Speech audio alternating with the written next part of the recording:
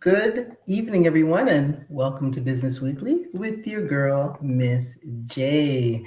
So each week, you know why we're here. We're examining business, markets, and economic movements through an executive lens, not headlines for reaction, but signals for decision makers. Now, if you find these conversations valuable or any of our shows that are happening on Love Bay, I really truly invite you to connect, to subscribe, to make sure that you're following us on all the platforms, whether it's TikTok, Facebook, YouTube, you name it. We're continuously growing globally.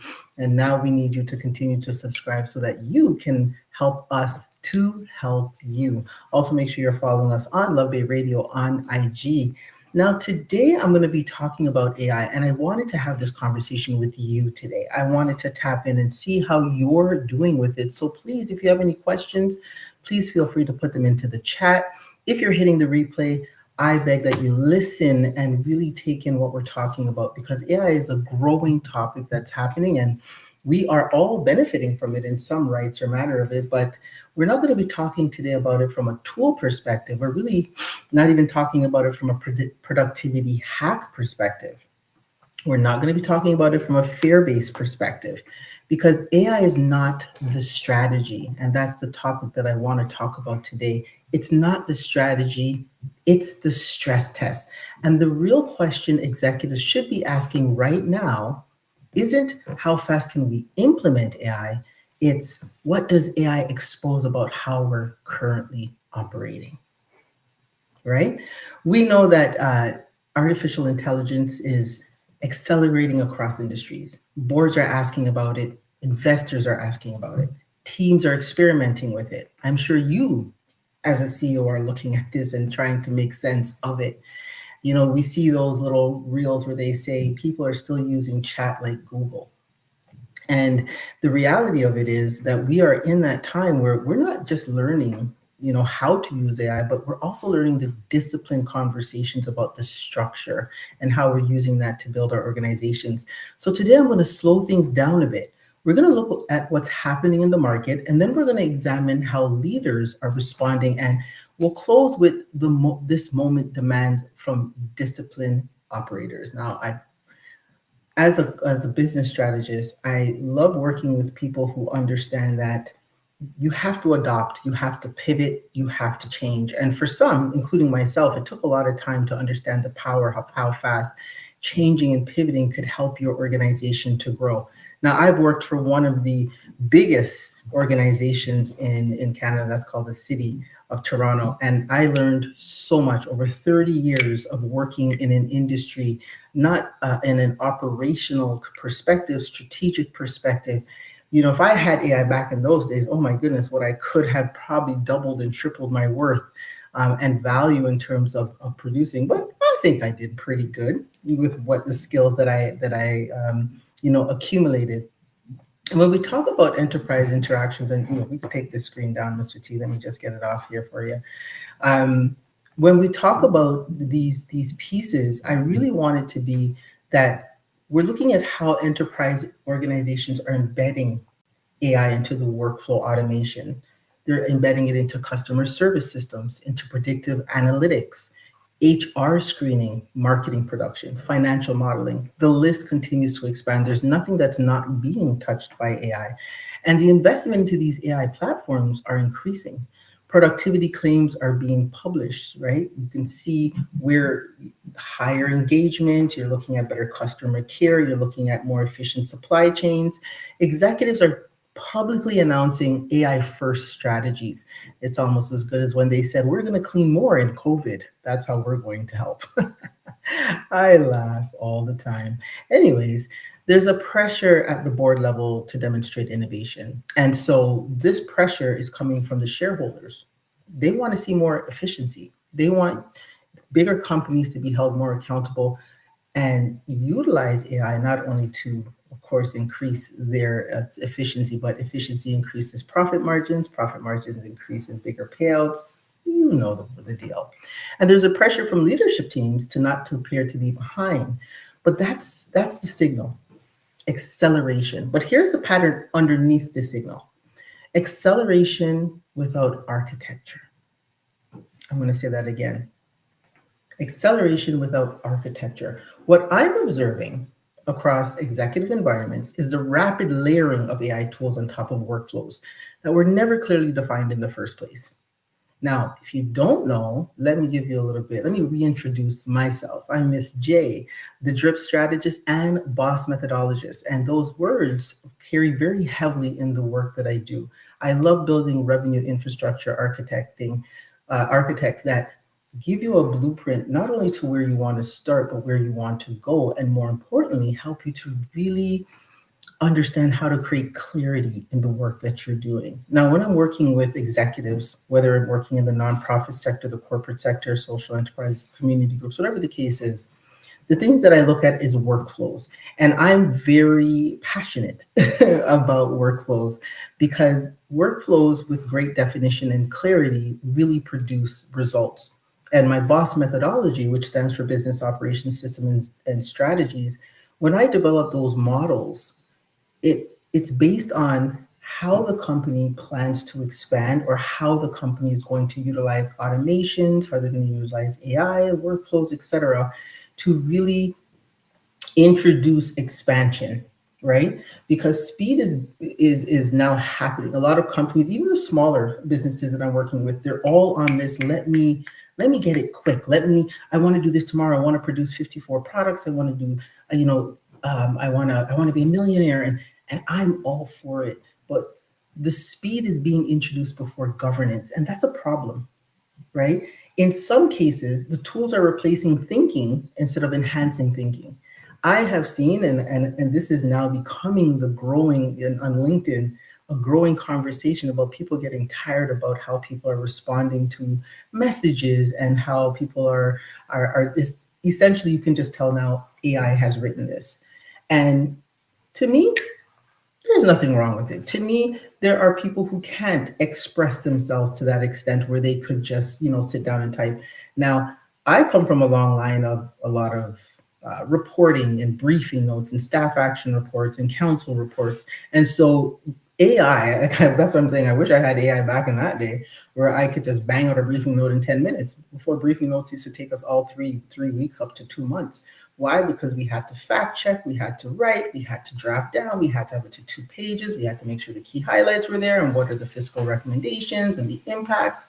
And so when we think about all the tools that are now replacing these thinkings, it doesn't replace the actual original concept of what you're trying to design. In fact, if you don't be careful, if you're not careful with it, you can kind of go down a rabbit hole, right? Because a lot of people are using it as a thinking tool instead of enhancing how you're thinking. Okay. So I want you to remember that AI doesn't create discipline. It amplifies whatever discipline already exists. So if your systems are strong, your AI will strengthen them. If your systems are fragmented, your AI will scale the fragmentation. I want to make sure that we're on the same page here. Okay, I want to make sure you're on the same page. If you're coming in today, please, I want you to ask questions. Good evening. I think I just see some of my audience coming through. Hey, Tara's Vegan Cuisine, how are you? If you have not tasted her juice, you need to get all over it. It's amazing. Just check her out on the website, Tara's Vegan Cuisine. I think it's .ca or .com, either which way. Google it. All right. So if you're just signing in, welcome. I really wanted to dig down today into using AI as a stress test and not a strategy. So we just were kind of talking about the discipline aspect of it and how it kind of rolls out. So I just said AI scales fragmentation. Now, why is this important to understand? Because at the bottom of the line where it says AI could be wrong, make sure you're double checking important facts. They put that there because the tool itself can really create great stress tests. Like it can give you different ways to look at your business in different, whether it's product testing or service testing, because technology will always expose structure, right? Today, when I was creating my business weekly, structure. Like I'm enhancing it. I'm putting more like automating it a little bit more so that I can reach out to more people and make sure that I can keep on top of all the different things that I do. And so as I'm sitting through it and I'm working with it, I become more strategic in terms of my operating model. Okay. So AI is exposing right now whether leadership teams truly understand their own operating model. And people that I'm working with and people that I've encountered or I'm watching online, they have amazing AI enhancements. But then when I look at their operating model, it's either non-existent or it's so confusing they don't even understand it. So here's where it becomes strategic. When tools outpace policy, exposure increases. When adoption outpaces accountability, risk increases. And when productivity narratives outpace margin clarity, then discipline erodes. So, as executives, you have to understand that AI is not neutral, it's leverage. And leverage magnifies both strengths and weaknesses. So, before you celebrate automation metrics, ask what did we actually automate? Was it a refined process or was it chaos moving faster? So, as you sit here and you take this in, understand that it's a tool, right? I said it before at the beginning, AI is not the strategy, it's the stress test. It's defined to help you to see whether or not your systems are in place. And because markets reward leverage, they also punish exposure. Okay. So if you're out there as a service and you are saying that I'm going to turn your company to this, I'm going to get you that, I'm going to increase that, and I'm going to, because you have all these great write ups and all these scripts happening from AI, just make sure you can back up all that mouth. I'm just going to put it out there. Whatever you're calling your AI, I call mine's Ace, sometimes Miss Drip, whatever works, right? Depends on how I'm feeling when I get on.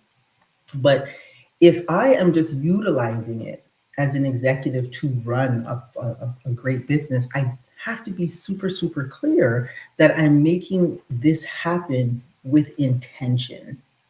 I'm not just popping in a prompt and then copy and pasting um, to my documents or to my processes or to my systems. Okay, it's all about sequencing it properly. All right. So this conversation is not about resisting innovation. In fact, I want you to embrace it. Right. Hey, how you doing? Oh, Stacy's in the building, the sweet spot. Yes, honey, welcome. Right. And so what we're going to be talking about today is just how we're going to utilize AI properly. If you're just tuning in, I want to welcome you to Business Weekly right here on Love Bay Afrobeat Music Talk Radio, your home for insight, innovation, and inspiration. I need you to show your support. So just like, share, comment, and subscribe. And stay connected on the go by downloading the Love Bay Radio app from the Apple App Store or Google Play. Make sure you're visiting our website. Why? Because we want your money. I'm never shy about asking for it. Every contribution helps to us to continue serving you, and we'd love to hear from you. So reach out to us at 437-778-3299. Now, if you're just tuning in, this is Business Weekly, and today I'm discussing AI is not the strategy, it's the stress test. And I wanted to go through this. That's why I didn't bring on a guest this week. I wanted to have this conversation with you because I am totally in love with AI. I totally think that it helps me to process my very creative brain. And anyone who's a creative, if you're a creative, throw it up in the chat. I'm a creative. If you are creative, this tool was made for us. It literally can keep up with the speed of light. I mean, I can process a lot very quickly. And so when I get the opportunity to use it, I'm excited about it. I think it's probably one of the best tools that could have been, but I also understand how to utilize it. I'm the strategist. The AI just helps me to stress test my strategic abilities. So let's examine how this plays out. I want us to kind of move into the market signal. So how does that play out? Well, let's look at it a little bit. First, I want to examine how this plays out inside the leadership environments. So let's use this case. Case one, the cost cutting executive. So this is an organization facing margin pressures that integrates AI to reduce headcount in content production and support roles. The expectation, increased efficiency. But what happens instead? Well, decisions bottleneck move upward, right? Middle management is absorbing more strategic load, and then the quality control becomes inconsistent, and the brand voice begins to fragment. Okay, so that I just want to roll that back. Now they saw that they were using it for cost cutting tool, and then we can see some of the things that happened instead: bottlenecking, more workload on middle management, and quality became an issue. Why? Because the automation was implemented without redesigning the decision flow. I want to say that again. The automation that was implemented was not redesigned with the decision flow. And the AI replaced the output, but no one clarified the ownership. So the stress test revealed that there's a shallow operational structure. Now, I love talking about operations, but not for the reason a lot of people think. Why I like talking about it is because nobody really talks about it. And when I started shifting my thought process around coaching, startups were great. Yes, 100%. But what I started noticing with a lot of startups, and more importantly, people who have been in business for 5, 10, 15 years, was that their operational structure was very shallow. It didn't have any depth.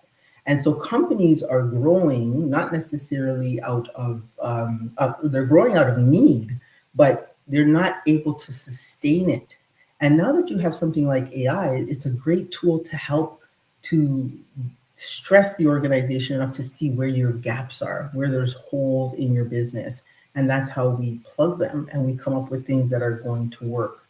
Okay, so in this one here, the user for cost cutting, but the problem was they didn't design it with the proper workflow or with the infrastructure. So now they were facing a lot of issues and having to absorb more problems and challenges. So in this case, AI wasn't their friend. It just kind of clearly showed them you're lost and confused. If you have questions, please feel free to ask. As always, I'm here to talk with you today because I really wanted to talk about how we're utilizing such a powerful tool. Whether you're at the executive level or you're starting a business, it's so important that you understand how these things are impacting businesses. Let's do another case. So case two.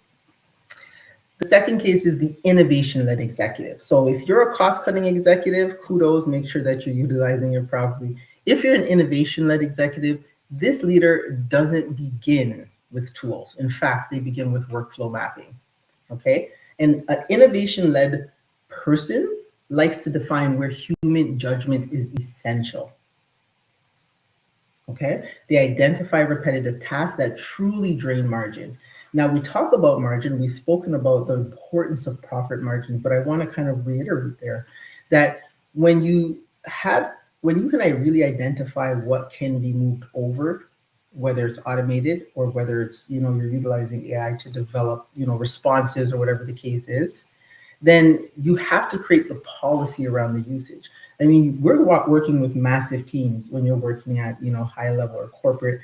You're working with massive teams, and a lot of executives are losing to this tool because they're not actually creating the support system around the usage of the tool.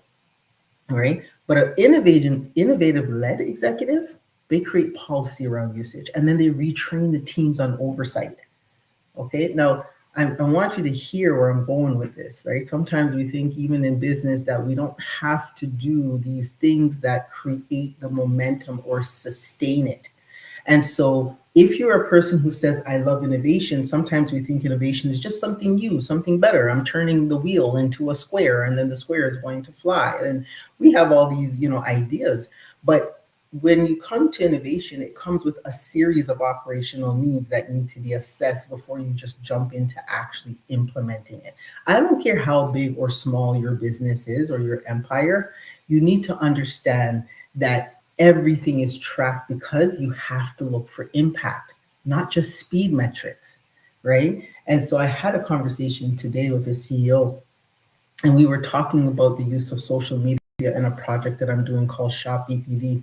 And Shop EPD started off as a referral platform. I just wanted people to, I wanted, clients or just businesses to have a platform where they could compound, their dollars into a bigger platform that would help to gain exposure.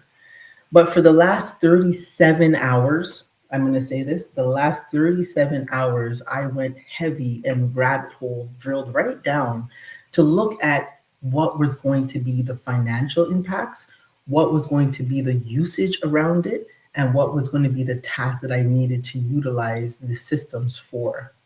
And the result is leverage. Not only was I able to turn this or pivot the platform, I turned it from being a referral based platform into a geographic demand validation system. Now, this system now can hunt for where engagement works. It is going to hunt the zones, the neighborhoods, the routes, right? Hey, how you doing, Miss Carrie? How you doing? Right? But it's going to hunt the routes so that now I can maximize my vendors who are trying to get their brands built. It's a long-term game, but I'm able to do stress tests. I'm able to do A/B testing. And here's the beauty of it. Where I was gapping or where I wanted to dig deep, it was simple as getting into my AI and saying, hey, I want to run some A/B testing. I want to run some analytics. I want to do some new things. And I want to leverage, the funds that I'm collecting for this to the best possible ability. Give me 5 or 6 stress test formats, and then I'm going to run through them. And the difference is what? It's not noise anymore, right? It became governance before acceleration. So before I went into any of it, I did extensive stress test concepts to say, okay, now this is what we're going to roll out. So now we're in the beta phase, but it's already paying off and I'm getting to see things that I need. And more importantly, I'm able to add more value to the vendors who are investing in the platform and utilizing it to build brand awareness. Now, let's move on to case 3. If you're just coming in, welcome. Welcome to Business Weekly with your girl, Miss J. We're talking about AI as a stress test, not a strategy. Okay, so I hope you're taking this in. If you just got here, no problem. Hit replay, take notes, practice, try, learn. Executives, you know that you're growing your businesses. These teams could use support. Make sure that you're giving them the policy, make sure you're giving them the training, make sure you're tracking the impacts and not just looking for the quick responses. Let's go into case 3. Case 3 is about reputation risk. Now, a lot of public facing organizations using AI generated messages without review standards. There's a few things that could have a negative impact. The first is an inconsistent tone. Okay. The second is legal exposure, data privacy concerns, brand misalignment, right? Because sometimes speed could outpace accountability. Now, I have an AI on my email, my general email, and it's funny because I was so excited. I was like, yes, this is amazing. And I love it because, yes, it does. It pulls information from the email it's reading and it's defining a draft response for you to look at. Now, at first, I was like, wow, this is amazing. But then if I wasn't paying attention too much and just pressing send, I would have been saying yes to everything that was coming through the mail. Right? So just because I'm thinking, oh, I can get through all my emails now with speed. So I'm just banging away at the sign. But, again, I had to look and make changes to ensure that I was being consistent with who Empire by Design is, that I'm reducing any legal exposure, that I am not, releasing any information that should not be released, and making sure that it's on brand. Okay. So if we were to look at why AI is not the disruption, then we have to look at how leadership discipline is.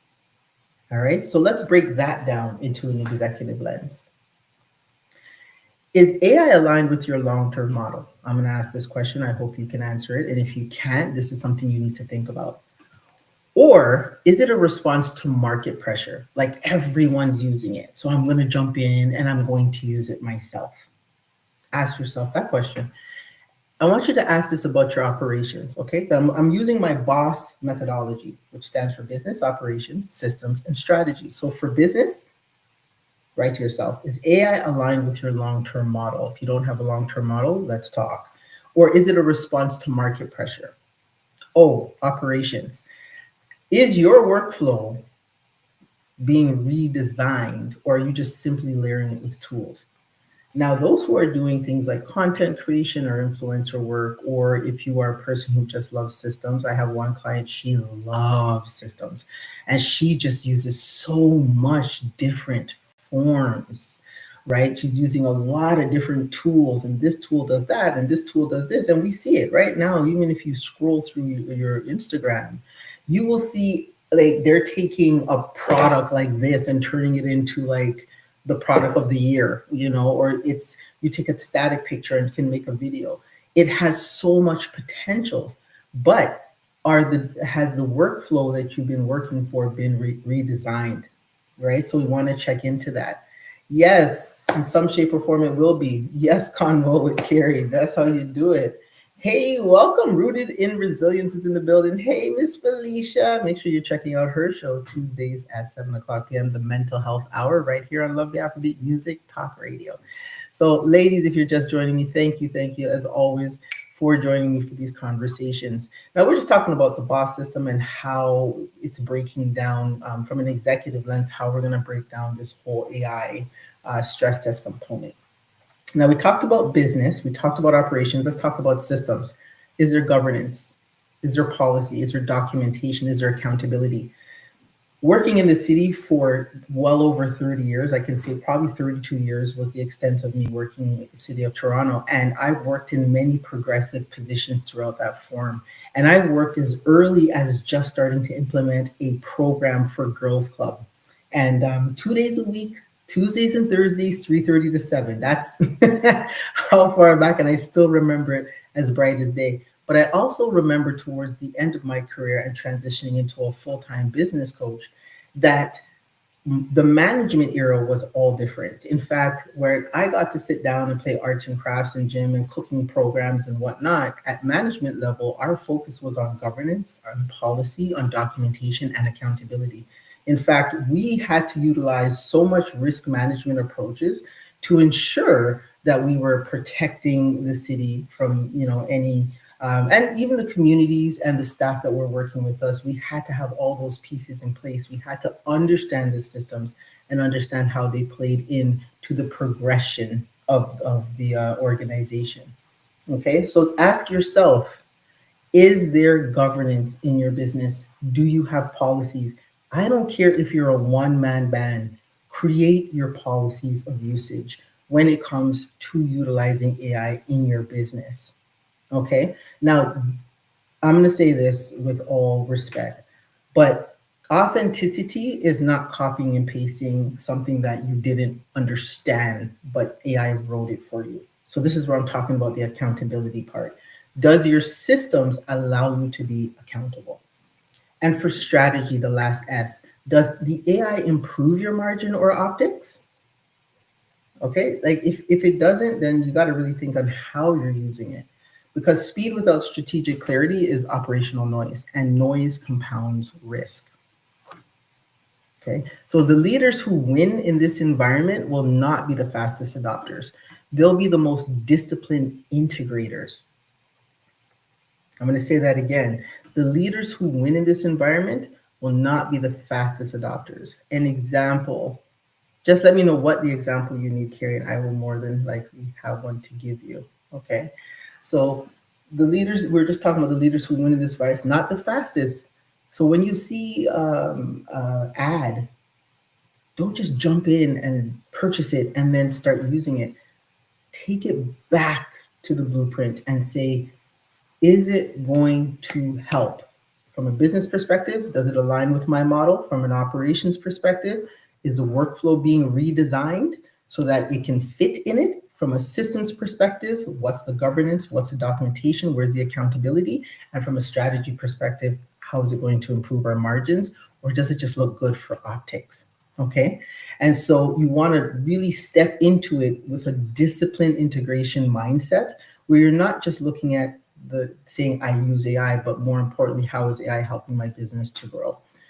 If you're just tuning in, just a quick, so here we are, creating governance in our business around AI. Yes. Okay. So an example of that is governance is really just how a system operates. Okay. So it's like you're setting it up to say, okay, I'm going to control this system with. So for example, I'll use a community example because I know, Carrie, you are in the community. When we think about running a summer camp, right? The governance model, the policy and documentation and accountability all fall in place, meaning who's going to oversee the site? Who's going to ensure the facility is taking or set up properly and being taken care of? Who's going to be reviewing and managing the staff? Who's going to be ensuring that the policy of do not bring nuts into the facility because there are people who are allergic? Who's documenting if somebody brought the peanuts into the facility and a child ate it and was getting sick? What the documentation process do we have in place for that? And then the accountability component breaks down as to who was responsible, right? Who could have prevented it, or who could have reacted to it, or who could have solved or resolved the situation, right? So when you think of governance in your business, you're not just thinking of the fact that I'm the CEO and I'm running a great business, but executives have to keep in mind that the governance model has to sustain the whole organization. It's bringing direction to where you're trying to go and how you're trying to get to the annual goals, which are going to set off your revenues and meet your targets. Okay, so AI has the ability to step in and help with that, especially if you're not well versed in administration. There's really good prompts that you can use to get that governance in place so that your business is taken care of. It doesn't matter what your business is. It could be something as small as a lemonade stand and something as big as building a rocket ship. Governance, it plays at every single level. So I hope that gave you some information. Now, if you're using it around AI, then the question is, when do you use it, right? So depending on what type of business you're running, when is the appropriate time to use governance within the systems that you're creating, right? You don't want someone who has zero idea to be using AI and promoting it and, let's say, an answer or something. I'll use the example of therapist, for example, okay, or behavioral management consultant, right? When you're utilizing it, you have to ask yourself in the governance component, how am I going to use this in my line of work? And who's going to make sure that it's being used properly? That's the key on governance. It's making sure that there's an accountability system in place, that you're not putting yourself at risk. Okay. If you're just coming in, let's hit a mid-show reset, pump our promotion here. Welcome, you're tuning into Business Weekly with your girl, Miss J on Love Bay Afrobeat Music Talk Radio, your home for insight, innovation, and inspiration. Make sure you're showing support. If you're just arriving, like, share, comment, and subscribe. And we say share, literally, we have shorts that come out. Just press forward onto your stories and let the people them know that Love Bay is always providing connection to different communities around the world. If you need to stay connected with us, please download the Love Bay Radio app from the Apple App Store or Google Play. And make sure, we're asking, please, any donations you have, they have been so much, and I'm going to speak from personal experience, and I appreciate this so much. This organization is doing everything they can to help us as talk show hosts to really come into our own and to reach people. And so we would love to hear from you. So reach out to us at 437-778-3299. Okay, and if you're just tuning in today, I'm discussing AI is not the strategy, it's the stress test. And I want to have these moments where I'm talking to you as CEOs and executives to say, these are some of the things that I want you to think about. You're more than welcome, Miss Carrie. Oh, thank you as the best coach. Yes, I appreciate it. I appreciate it. Love it. Love it. Okay, so let's talk a little bit about CEO calibration. Let's calibrate. Okay. What we're witnessing right now is not just technological acceleration, it's a leadership test. AI is not the disruption, lack of clarity is. And many executives are rushing to demonstrate relevance. Few are pausing to ensure readiness. So I don't want you to be that CEO. I want you to take a moment and ask yourself, how relevant is AI to my business? Okay. And even more so, readiness is quieter because it requires mapping processes. You know me. If you don't know me, now you do. Love me a system, love me a process. Why? Because it just keeps everybody aligned. I've managed massive teams in my career, and if we all weren't on the same page, it just does spell chaos. In fact, you spend more time putting out fires than you do actually in enjoying growing, your department or helping to train up the staff. So the first thing that I had to do was really think about clarifying decision rights. Who had the ability to make the decision? Now, for some of the upcoming CEOs and executives, if you're actually, let me talk to the executive CEOs, because executive CEOs, they come from a different mindset. They understand how to define governance, how to clarify who has decision rights. How do they do this? Let me give you an example. CFOs, right? So you have your CEO, your chief executive officer, but then you have your CFO. CFOs literally can say yes or no, go forward, go backwards, go left, go right. Why? Because they're really holding all the numbers to the business. They're holding the triple bottom line, they're holding the expenses, they're holding the revenue stream. They understand the business through the numbers. The CEO understands the business through the vision. And so, whenever you're coming into mapping processes into how the company is going to be running, then you're really looking at who is the right person to make certain decisions.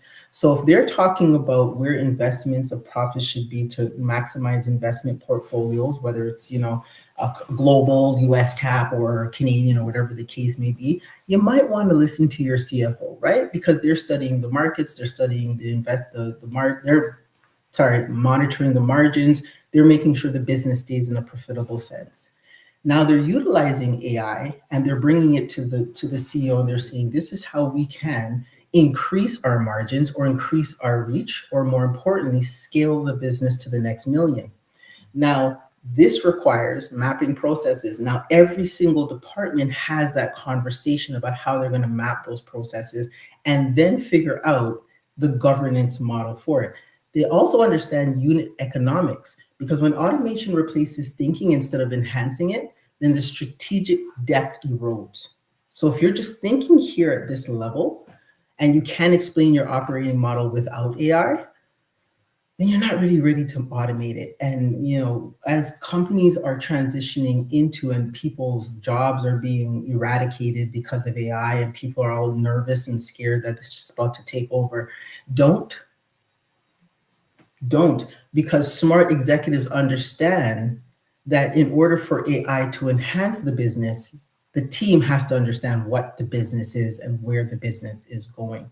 And if the team can't articulate where judgment must remain human, then you're not leading, you're reacting, right? So the question is not how do we use AI?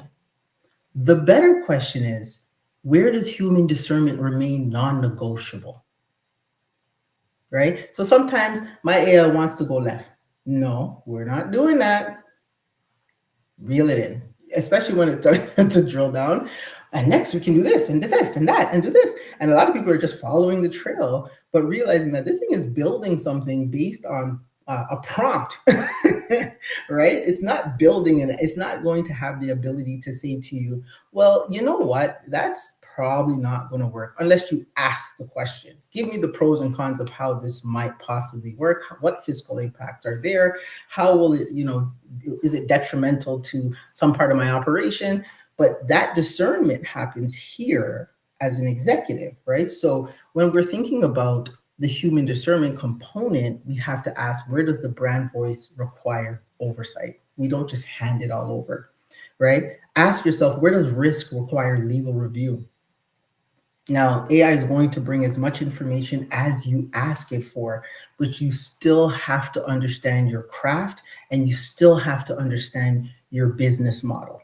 Because if you don't, it's simply going to what? Remember, we said earlier, it's either going to strengthen the discipline or it's going to strengthen the fragmentation. Either which way, it's going to strengthen something, but it can't discern what it should or should not, right?